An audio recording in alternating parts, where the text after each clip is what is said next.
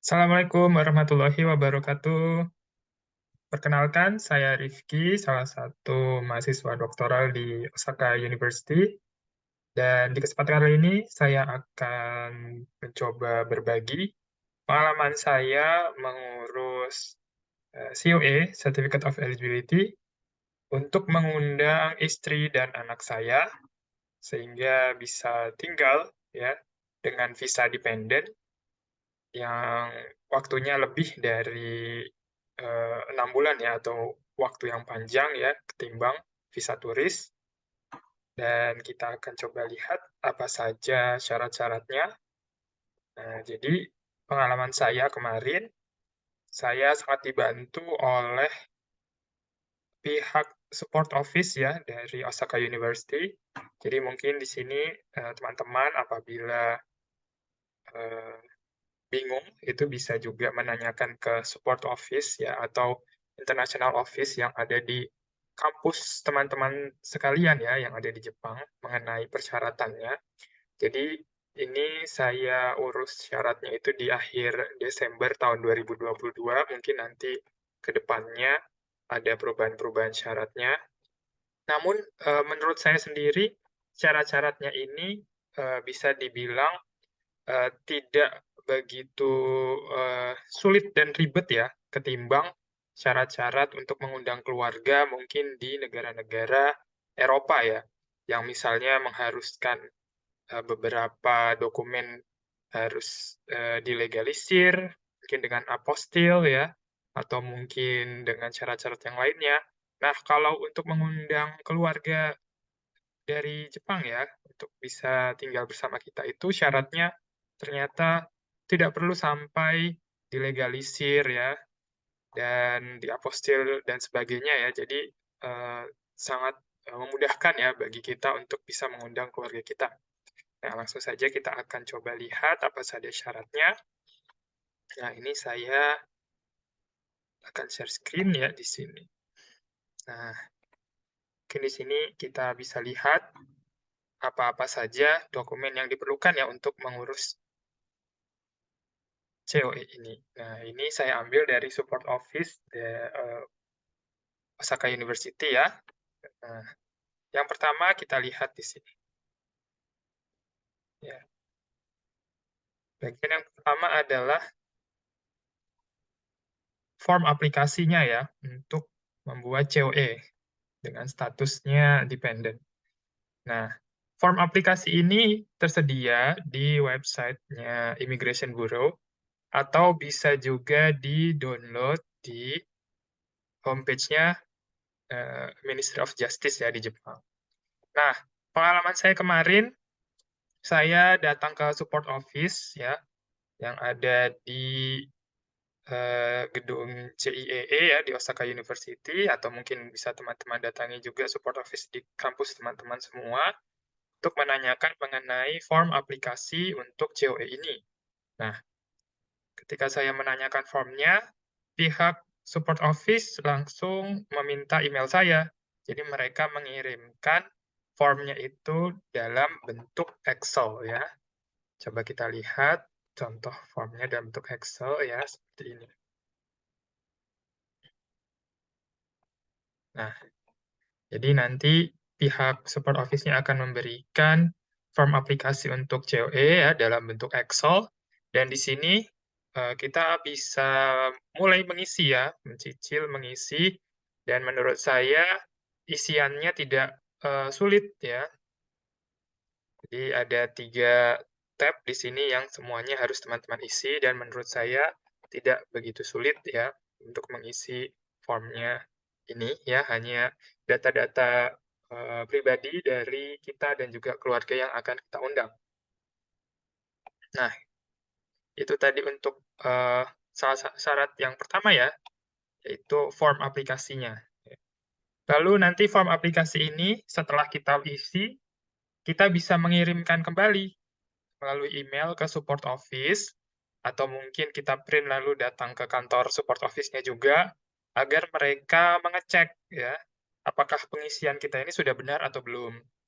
Jadi untuk pengalaman saya kemarin, mereka memberikan tanggapan ya, memberikan feedback, ternyata ada beberapa isian yang, masih kurang tepat di isian saya kemarin. Akhirnya saya perbaiki sebelum, form finalnya saya print yang nanti akan saya bawa ke, eee, kantor imigrasi ya, yang ada di Osaka. Nah, karena saya mengundang istri dan juga anak, maka saya, membuat 2 form atau 2 file yang berbeda ya. File untuk istri sendiri, file untuk anak sendiri ya, dan isiannya juga disesuaikan. Nah, selanjutnya adalah, fotokopi atau, eee, print dari paspor, dependen ya, dari istri saya dan juga anak saya misalnya contohnya. Nah, jadi walaupun istri dan anak tidak ada di Jepang ya, atau belum ada di Jepang, kita kan bisa minta ya mereka memfotokan ya, atau di-scan, lalu bisa dikirim ke kita, lalu kita print di sini ya. Bisa kita print di Jepang ya, mereka hanya membutuhkan kopinya saja ya, bukan yang aslinya. Jadi paspornya tetap dipegang oleh anak dan istri kita di Indonesia ya, kalau misalnya masih di Indonesia. Nah, itu. Selanjutnya syaratnya adalah foto dari anak dan juga istri kita, misalnya dependennya, berukuran 4 cm kali 3 cm. Ya, fotonya yang berwarna. Ya. Untuk persyaratan foto ini, misalnya berapa persen wajahnya dan lain sebagainya, saya rasa tidak ada ya, tidak ditekankan di sini. Yang pasti fotonya ini jelas ya, tidak buram. Atau secara umum bisa teman-teman gunakan persyaratan foto untuk mengurus visa ya. Jadi, standarnya sudah bagus, jadi teman-teman bisa gunakan standar itu untuk, menggunakan dokumen foto ini ya syaratnya. Selanjutnya, poin nomor 4, dokumen yang menyatakan hubungan kita dengan, orang yang akan kita undang tadi, ya. Misalnya adalah, akta nikah ya, ataupun, akte kelahiran ya. Nah, akta nikahnya kita dengan istri, ya kita bisa minta kopinya ya. Jadi, eee, ada beberapa orang yang mungkin, diminta aslinya, tapi kalau saya pengalaman kemarin, untuk akta nikah dan juga, akta lahir anak ya, hanya kopinya saja ya. Ya bisa di-print berwarna ataupun hitam putih ya, hanya itu saja. Yang pasti menjelaskan hubungan kita dengan orang yang akan kita undang tadi. Apakah dia istri kita atau anak kita. Selanjutnya, nomor 5, dokumen yang, mmm, menyatakan pengundang ya kita. Ya tentu saja, eee, fotokopi dari paspor kita ya sebagai pengundangnya, lalu, residence card kita ya di, halaman depan dan halaman belakangnya, lalu juga, kalau di sini student registration certificate ya yang saya pakai ya. Jadi kalau di Osaka University kita bisa mendapatkan student registration certificate-nya dari pihak kampus ya, di departemen fakultasnya, kita bisa minta. Biasanya ada alatnya sendiri yang bisa kita, cetak sendiri ya, yang akan mengeluarkan student registration certificate. Nah, yang menyatakan bahwa kita masih, eee, aktif sebagai mahasiswa di sana. Nah, selanjutnya yang bagian nomor 4, dokumen yang menyatakan bahwa kita, mampu membayar ya, kebutuhan-kebutuhan selama dependen tadi tinggal di Jepang, ya. Di sini bisa berupa bank statement atau certificate of scholarship, ya. Nah, saya melampirkan keduanya. Jadi, bank statement itu saya juga melampirkan dari buku tabungan, ya. Kalau saya menggunakan buku tabungan dari, JP Pos Bank, ya, jadi bank lokal di sini, ya saya isi, tidak banyak ya, kalau mungkin teman-teman bandingkan, kalau kita mengajukan, visa undangan ya, ke negara-negara barat, mungkin kita harus punya, dana minimal sekian ya, gitu. Kalau di sini tidak ada. Jadi tidak melampirkan atau menuliskan secara jelas ya, minimal angkanya berapa tidak ada. Yang penting ada uang ya di dalam buku tabungan kita ya, tercetak di situ ada dana gitu. Lalu tentu saja Certificate of Scholarship kita. Sebaiknya Certificate of Scholarship-nya ini ada juga yang berbahasa Jepang. Kalau memang sempat ya menerjemahkan ke bahasa Jepang, itu akan sangat-sangat memudahkan pihak imigrasinya ya untuk mengecek ya ada. Tapi saya juga melampirkan yang bahasa Inggrisnya ya, yang aslinya bahasa Inggris. Nah, ini kalau memang kita punya penghasilan di Jepang ya, tapi karena kita bekerja sebagai student ya, tidak perlu menampilkan uh, informasi pajak ini ya. Lalu yang terakhir itu adalah amplop ya dengan perangkonya. Nah, amplop dengan perangkonya itu modelnya seperti ini. Jadi amplop ukurannya di sini seperti ini. Jadi tidak terlalu besar ya ukurannya segini. Teman-teman bisa ke kantor pos minta amplop untuk ukuran A4 ya gitu ya. Jadi tidak terlalu besar seperti ini. Lalu di amplopnya ini ya yang nanti akan teman-teman kumpulkan di kantor imigrasi itu teman-teman lampirkan juga perangko ya.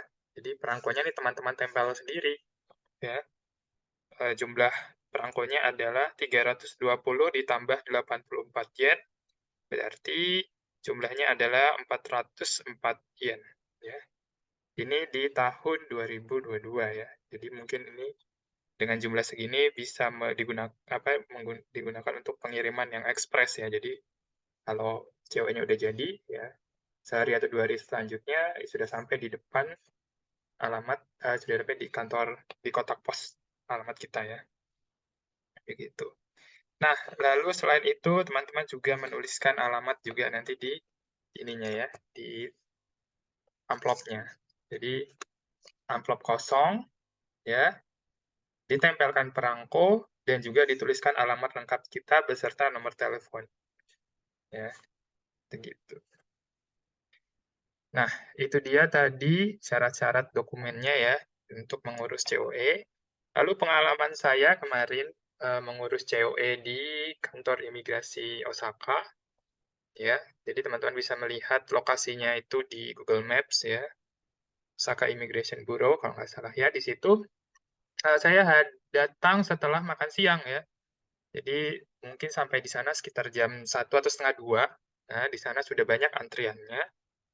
Dan ternyata walaupun datangnya siang ya, saya menyelesaikan proses administrasinya itu juga menunggu sekitar 1 jam ya, tapi bisa selesai di hari itu, walaupun datangnya setelah makan siang.